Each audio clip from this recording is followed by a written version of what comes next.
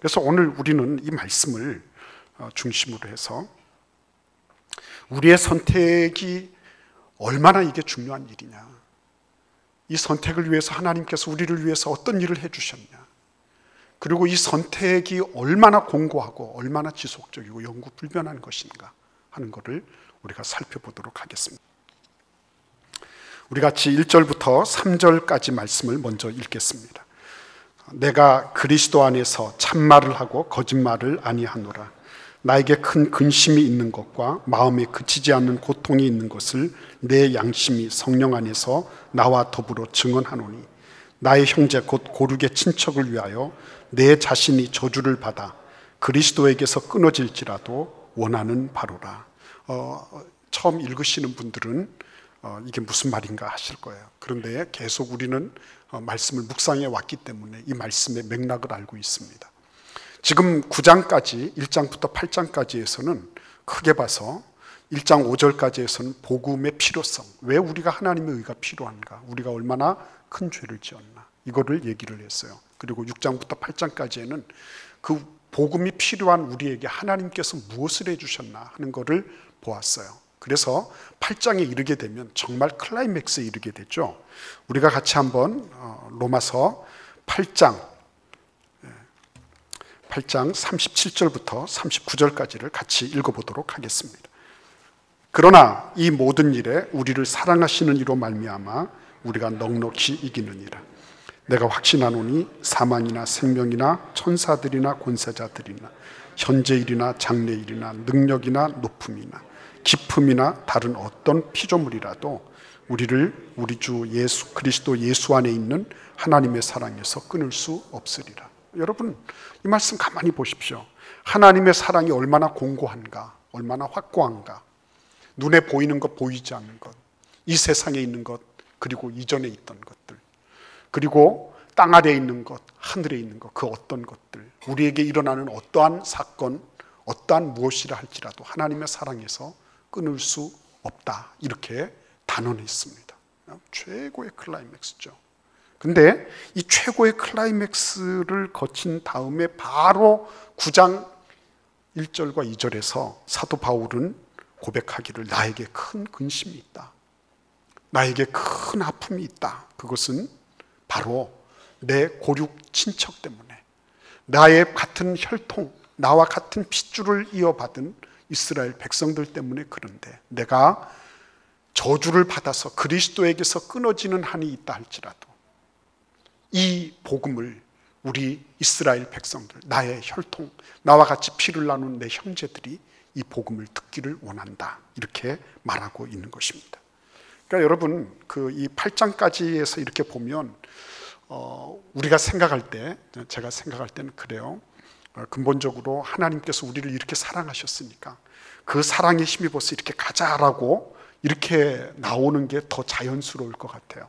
바꿔 말씀드리면 12장이 이렇게 딱 갖다 붙여지면 참 좋을 것 같단 말이에요. 그런데 사도 바울은 그렇지 않아요. 굉장히 쨍쨍쨍쨍 아주 화창한 날씨를 보이다가 갑자기 우르르 쾅쾅 먹구름이 불어 닥치면서 그러면서 막 비바람이 치는 이런 날씨와 같이 갑자기 이게 톤이 바뀌어진 거예요. 왜 그럴까요, 여러분? 이유가 어디에 있겠습니까? 가만히 보면 이게 모순되는 것 아니에요. 사랑에 대해서 쭉 얘기를 하다가 하나님이 그와 같이 확고부동한 그런 사랑으로 우리를 보호하신다 그랬는데 갑자기 근심이 있고 아픔이 있다, 슬픔이 있다, 이러니까 이게 감당이 되지 않는 거예요. 그런데 여러분 잘 생각하시기를 바랍니다. 잠언 14장 13절에 보시면 웃을 때에도 마음에 슬픔이 있고 즐거움의 끝에도 근심이 있느니라, 이렇게 말씀하고 있어요. 인간이 지니고 있는 한계성을 지금 말하고 있는 거죠. 그죠? 어떤 완성이 없다는 거예요. 인간이 이 세상을 살아가는 한에는 계속 웃음만 있고 계속 기쁨만 있고 그렇지 않다는 것입니다. 지속적으로 그런 일을 하는 사람도 없고 할 수도 없다는 거예요. 웃음 속에도 슬픔이 있고 즐거움의 끝에도 근심이 있는 거예요. 모순됐죠? 그죠? 모순되는 거예요.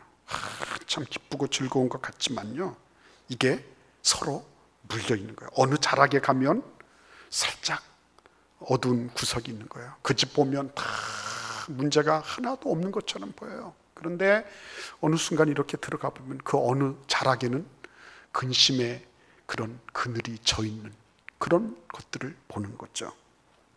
예, 자연스러운 거예요. 자연스러운 것입니다. 여러분, 영성이라고 하는 것은 그런 것입니다. 내가 좋아요. 내가 좋아요. 그러면 내가 좋은 것으로 끝나느냐? 그렇지 않아요. 이것은 반드시 나의 중심으로부터 어디론가를 향하여서 그것이 같이 나가도록 돼 있어요. 보세요. 하나님께서 그의 아들을 보내실 때 천군 천사들과 더불어서 그 천국에서 모든 좋은 것을 다 누리고 계시다. 근데 땅에 있는 인간들은 자기들 죄를 먹고 마시다가 죄대로 살다가 자기 죄가대로 심판받고 죽으라고 그냥 내버려 두셨나? 그렇지 않으신 거예요. 가장 찬란한 영광의 그 천국의 영광 속에서 하나님은 인간의 처지에 대해서 가장 아파하시고 그리고 고통하시면서 그의 아들을 보내신 거예요. 그게 정상적인 거예요. 난 천국 가니까 문제 없어. 너희들이야 뭐 죽든지 말든지. 그거는 정상적인 모습이 아니에요. 그러니까 여기에서 나타나는 이 모순은 하나님의 사랑에서 끊을 수 없는데, 그 끊을 수 없는 사랑 가운데 나는 거하고 있어요. 그런데 그 사랑을 받아들이지 못하는 사람들이 있는 거예요. 그거 보고 애간장이 끊어지는 아픔을 사도 바울이 지금 느끼고 있는 거예요. 이게 정상적인 거룩한 모습이죠. 오늘 이 말씀 속에 보시면 이런 그 아픔을 가지고 이스라엘 백성들을 보니까 이들은 굉장한 스펙을 가진 사람들이에요. 거기에 무슨 예배도 있고 약속이 있고 율법을 세우시고 하나님이 이 손가락 걸고 이 언약을 맺으신 것도 있고, 그죠? 이들이 하나님의 양자됨도 다 얻었고요. 그죠? 하나님으로부터 얻지 못한 게 없어요. 심지어는 예수 그리스도도 그들의 그런 혈통 가운데, 물론 여자에게서 나신 것은 아니지만 성령으로 잉태되신 분이시지만, 그러나 그들의 혈족 안에 그렇게 되어 계신 거죠. 그러니까 너무너무 대단한 거예요. 근데 말이 안 되게 또 이들이 예수 그리스도를 받아들이지 못했다고 하는 것입니다. 가장 좋은 환경과 조건을 가지고 있다고 해서 그것이 나의 믿음의 진전이 된다? 그렇지 않을 수도 있다는 것입니다. 그렇죠? 이들은 소위 말하면 금수저들이에요. 그렇죠? 로마 교회 안에 들어있는 유대인들을 가만히 보면 그들은 금수저들입니다. 그들은 히브리인 중에 히브리인, 그죠? 그들에게 율법의 전통, 그들에게 예수 그리스도 전부 다 들어있는 사람들이. 그런데 거기 보면 이방인들도 있어요. 이방인들은 금수저, 은수저, 동수저 이런 것도 아니고 흙수저도 없어요. 이 사람들은 무수저예요, 무수저. 수저 자체가 없어. 숟가락이 없는 사람들이에요. 그런데 이 숟가락 없는 사람들이 어떻게 됐죠? 예수 그리스도를 모셔드렸어요. 예수 그리스도를 받아들였어요.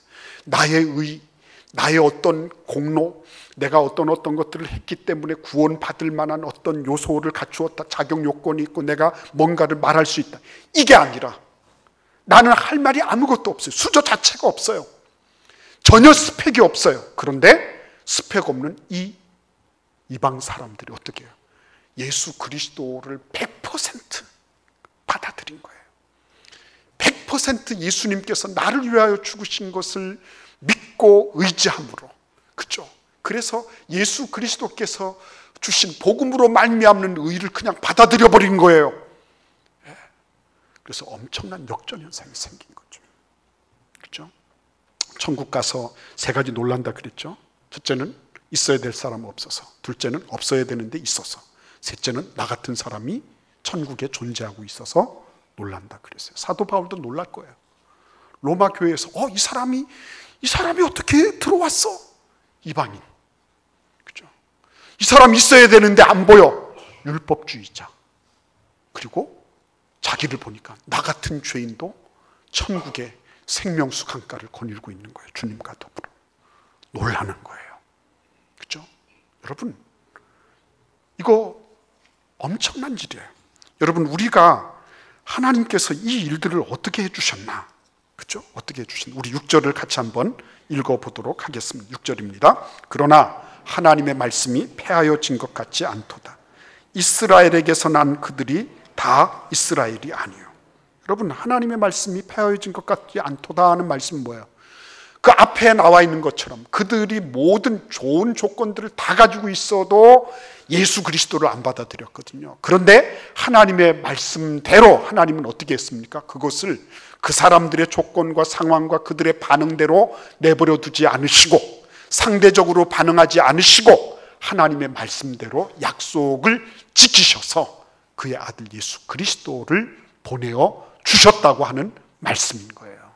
그러니까 여러분, 하나님의 말씀은 폐하여지지 않았습니다. 뭘 보고 알 수 있어요?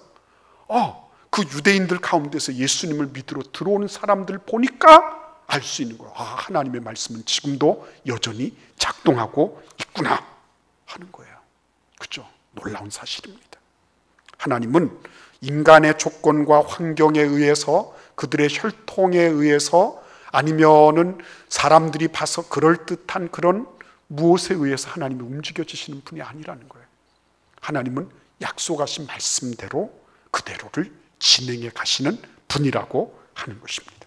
그 증거가 어디에 있습니까? 우리 8절과 9절을 같이 읽어보겠습니다. 곧 육신의 자녀가 하나님의 자녀가 아니요 오직 약속의 자녀가 씨로 여기심을 받느니라.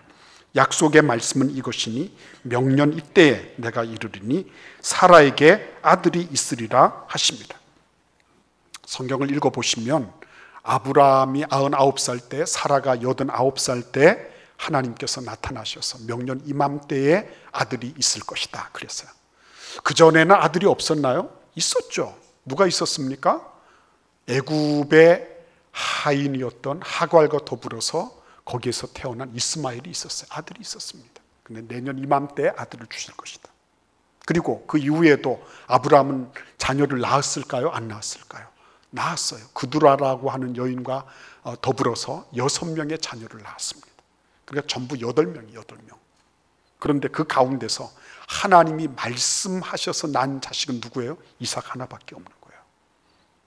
여기에서 중요한 건 무엇입니까? 하나님의 말씀의 엄중함이에요. 하나님은 99살이 된 아브라함도 포기하지 않으시고 너에게 아들이 있을 것이라고 약속하셨어요. 그리고 그 약속을 지키셨어요. 그렇죠? 약속을 지키셨습니다. 네. 아직까지 태어나지도 않았던 에서와 야곱이거든요. 근데 하나님은 벌써 뱃속에서부터 이 사람들이 뭐 태어나서 뭘 한 게 아무것도 없는데 뱃속에서부터 내가 야곱은 택하고 에서는 택하지 아니하였다. 야곱은 사랑하고 에서는 미워했다. 이렇게 말씀하시는 거예요. 그러니까 율법주의자들은 발끈하는 거죠. 하나님 어떻게 그러실 수 있습니까? 아니 뭘 잘못했다고 그 뱃속에 있는 아기를 벌써 그렇게 차별하십니까? 이런 얘기를 하죠. 그래서 사도 바울이 뭐라고 응답합니까? 너희가 어떻게 토기장이가 만들어 놓은 그릇들이 어떻게 토기장이를 향하여 이렇게 만들었습니까? 저렇게 만들었습니까? 라고 말할 수 있느냐? 창조주 하나님께서 어떤 그릇은 이렇게 사용하고 어떤 그릇은 저렇게 사용하고 어떤 그릇은 사용하지 않고 하는 것에 대해서 누가 피조물들이 감히 말을 할 수 있느냐? 이렇게 얘기하는 거예요. 그거는 뭘 의미하는 겁니까? 절대로 하나님은 인간의 그 피조된 인간의 어떤 것에 하나님은 의탁하지 않으신다는 거예요. 그런 빌미를 주지 않으신다는 거예요. 네가 얼마나 제대로 대단한 학식을 지니고 얼마나 대단한 지혜가 있고 네가 얼마나 엄청난 논리를 가지고 있다 할지라도 하나님은 그 어떤 인간에게도 빌미를 제공하지 않으세요. 하나님은 하나님이시니까. 하나님은 하나님의 주권으로 이 사람은 이렇게 저 사람은 저렇게 구별하시고 선택하실 자유를 가지시는 분이시니까 그런 거예요. 그래서 여러분 이 선택의 문제는 감히 누구는 어떻고 누구는 어떻고 얘기할 수가 없는 거예요. 여러분, 우리가 지금 하나님께서 우리를 믿음으로 말미암아 선택해 주셨다, 이 얘기를 어떻게 알아요? 성경을 파고 어떻게 증거를 대고 그럴 수 있어요. 맞아요, 그렇게 해야 돼요. 그러나 중요한 게 있어요. 여기에서 보는 거예요. 여기에서 내가 지금 여기 앉아 있는 거예요. 여러분들이 선택됐기 때문에 하나님이 여러분을 구원하시려고 예수 그리스도를 보내주시고 그분의 의로 말미암아 복음을 받아들이게 해주셔서 지금 여러분들이 이 자리에 앉아 계신 거예요. 그게 증거예요. 그래서 흔들흔들하고 내가 기분이 좋으면 구원받은 것 같고 내 뜻대로 되고, 야, 저 사람 보니까 진짜 예수 믿는 사람 같네, 그럴 때는 좋은 공동체 있는 것 같고, 안 그러면 교회가 이래 그러면서 그러고 있고, 나 자신에게 기준이 되어 있는 그런 삶이 아니라, 지금 하나님께서 나의 형편과 조건에 관계없이 하나님이 약속하신 것을 보니까 약속대로 지금 내가 여기 존재하고 있는 거예요. 내가 이쁘고 좋아서, 내가 그러니까 율법주의자들은 항상 그런 거예요. 자기가 위주가 돼 있어요. 자기가 기준이에요. 내 믿음이 커서, 내가 확신이 있어서, 그래서 그러니까 천국이 있고, 그러니까 이 확신을 가지고 옆에 있는 사람을 구워 삶아가지고 설득시켜서 내가 끄집어 와야지. 교만한 거죠. 그 복음을 모르는 소치예요. 복음은 그렇게 말하지 않습니다. 나는 제로예요. 나는 하나님께 드릴 말씀이 없는 존재예요. 입이 1000개 만개라 할지라도 나는 구원에 대해서 이런 반구 내가 끼어들 여지가 없는 거예요. 나는 완전히 본질상 진노의 자녀, 그냥 지옥불로 바로 직행하도록 돼 있는 존재, 그냥 먹고 마시고 조금 즐겁고 쾌락을 누리고 내 뜻대로 내 마음대로, 내가 하나님도 아닌데 그렇게 신용내다가 그냥 이렇게 들어가야 될 존재를 하나님께서 나를 건져주신 거예요. 그래서 나는 하나님의 은혜 가운데 100% 하나님으로부터 받은 그 복음의 의로 나는 지금 존재하고 있는 거예요. 그러니까 이 엄중함, 하나님이 선택하실 때에 아브라함하고 같은 텐트에서 자랐던 이스마엘도 하나님이 선택하지 않으셨어요. 이삭과 함께 장막에 거했던 에서도 하나님은 선택하지 않으셨어요. 그런데 이방인, 저 이스라엘 사람들로부터는 쓸모없는 존재, 지옥의 불쏘시개나 해야 될 하찮은 존재들, 의로움도 없고 거룩함도 없고 하등의 경건함도 없는 저런 것들. 그런데 우리가 예수 그리스도로 말미암아 그 복음의 의를, 그거를, 그렇습니다. 하나님, 내가 말하는 게 최고, 생각하는 게 최고, 내가 지금 행동하는 게 최고. 죄가 본질이 뭐라 그랬죠? 죄의 본질이 하나님 없는 겁니다. 하나님을 마음에 두기 싫어하는 거예요. 하나님으로부터 떠나버린 거예요. 하나님 등지고 싶은 거예요. 그 죄의 본질이에요. 근데 그런 존재를 하나님이 나를 건져주신 거, 이거를 어떻게 여러분 감당할 수 있겠어요? 내가 하나님의 선택의 여지 아무 잘한 게 없는데, 나는 수저 자체가 없는데, 나는 주민등록 자체가 없는 존재예요. 호적 자체가 없는 존재예요. 그런데 하나님께서 예수 그리스도를 주셔서 그분을 그냥 있는 그대로 모셔드릴 수 있도록 해주셨으니까, 그러니까 그게 얼마나 큰 은혜예요. 그래서 여러분, 히브리서 12장 13절에 보시면 이렇게 기록하고 있습니다. 2장 3절입니다. 2장 3절 제가 읽어드리겠습니다. 우리가 이같이 큰 구원을 등한히 여기면 어찌 그 보응을 피하리요? 어찌 그 보응을 피하리요? 하나님이 아브라함과 이삭과 함께 했던 그 자녀들도 선택하지 않은 자녀들이 있는 거예요.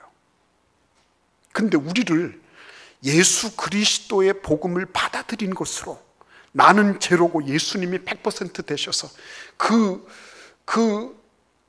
하나님의 의가 되신 예수님을 받아들인 그것 하나만으로 우리를 하나님이 선택하시겠다고 작정하시고, 그 선택의 여지를 어떻게 하셨어요?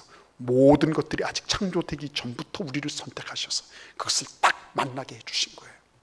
이 엄청난 구원을 등한히 여기면 어떻게 보응을 받겠느냐는 거예요.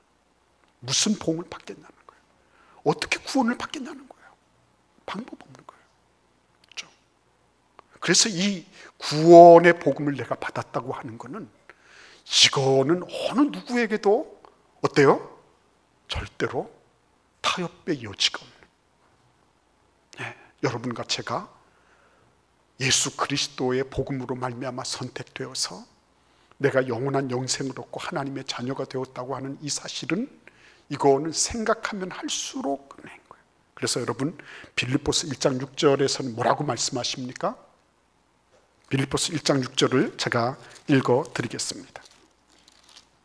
너희 안에 착한 일을 시작하신 이가 그리스도 예수의 날까지 이루실 줄을 우리는 확신하노라 그랬습니다. 하나님이 우리를 선택하셨잖아요. 그러면 어떻게 해요? 그리스도 예수의 날까지 이루실 거예요. 하나님은 중간에 포기하지 않으세요. 우리의 어떤 상황과 우리의 어떤 조건과 하나님에 대한 어떤 반응 때문에 하나님은 중도에 이 하나님의 약속을 철회하지 않으세요. 하나님은 우리를 구원하시는데 조금도 부족하지 않으세요. 우리가 실패한다고 해서 하나님 실패하지 않으세요. 내가 넘어진다고 해서 하나님 같이 넘어지지 않으세요. 내 손 그냥 놓쳐버리지 않으세요. 이 하나님의 선택은, 우리를 선택하신 이 놀라운 사건은 하나님의 영원성, 하나님의 불변성, 하나님의 일관성과 같이 연관되어 있는 거예요. 그래서 하나님은 한 번 약속하신 거 끝까지 지키시는 거예요. 우리의 상대적인 그런 어떤 것에 흔들리지 않으시고, 하나님은 끝까지 당신이 만세 전부터, 창조 전부터 선택하기로 작정하신 그의 자녀를 끝까지 붙잡으셔서 마침내는 천국의 길로 이끌어 내시는 거예요. 그렇기 때문에 여러분, 우리가 지금 살아가고 있는 이때에 얼마나 힘들고 어렵고 외롭고 고독할 때가 많아요.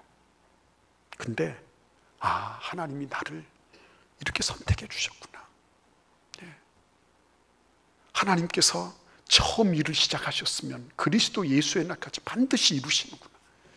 나는 힘이 없고 나는 손을 놓칠 때도 있고 이렇지만 하나님은 결코 그렇지 않으시는구나.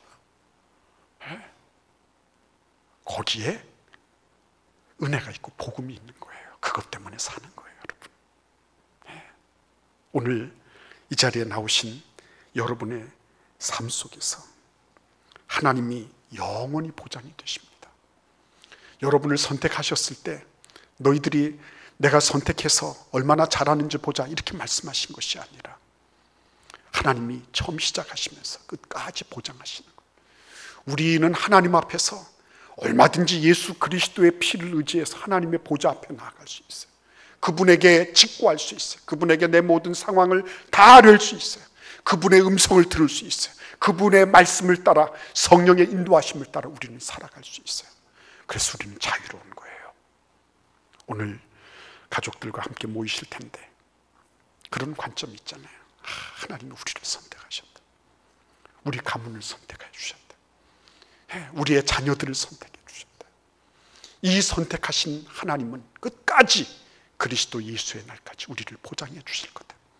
내가 흔들리고 넘어지고 실패하고 자빠지더라도 하나님은 결단코 그 길을 잃지 않고 끝까지 우리를 붙잡으셔서 소망의 폭으로 우리를 인도해 주실 것이다.